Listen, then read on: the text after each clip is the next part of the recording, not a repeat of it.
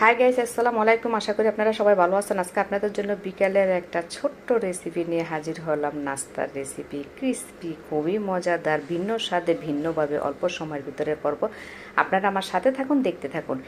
এখানে আজকে আমি যা করব, কাবাবটা আমি কিভাবে করব আপনারা দেখেন। এখানে মরিচের গুঁড়া দিয়েছি এবং গরু গোস্তটা কিন্তু আমি চিকন চিকন করে পাতলা করে কেটে নিয়েছি। দিয়ে দিলাম কাবাবের 1 চামচ মশলা, দিয়ে দিলাম ধনিয়ার গুঁড়া 1/2 চামচ, দিয়ে দিলাম জিরার গুঁড়া 1/2 চামচ, আদা বাটা দিয়ে দিচ্ছি 1 চামচ, দিয়ে দিলাম 1.5 চামচের মতন টমেটো সস, দিয়ে দিলাম 2 চামচ টক দই, দিয়ে দিলাম কর্নফ্লাওয়ার, দিয়ে দিলাম 1 চামচের মতন সয়া সস দিয়ে হাতের সাহায্যে ভালো করে এটা আমি ম্যারিনেট করে রেখে দিব 10 থেকে 15 মিনিট।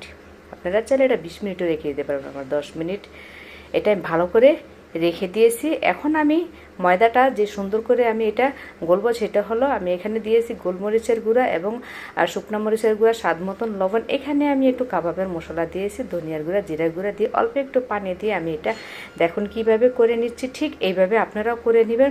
করে নিলে দেখা যায় এটা অনেক মজা হয় এবং এটা সুন্দর মতন এটা বিফের সাথে মিশে যায়। আজকে আমার রেসিপিটা হবে বিফ ফ্রাই।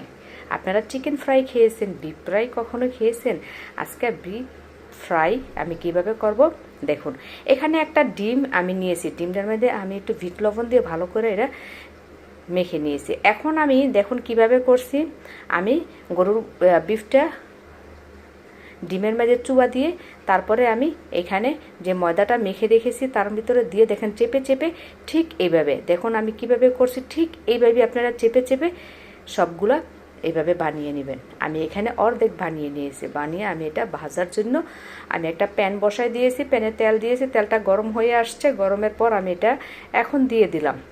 দেখুন কত সুন্দর দেখা যাচ্ছে। চিকেন ফ্রাই খেয়েছেন, বিফ ফ্রাই কেউ খেয়েছেন? যদি খেয়ে থাকেন আমাকে কমেন্টে অবশ্যই জানাবেন।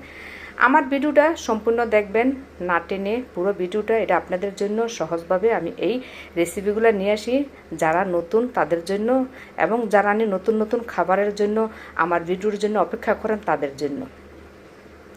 দেখুন কত সুন্দর মতন এটা ভাজা হয়ে আসছে, বেশিক্ষণ ভাজবেন না।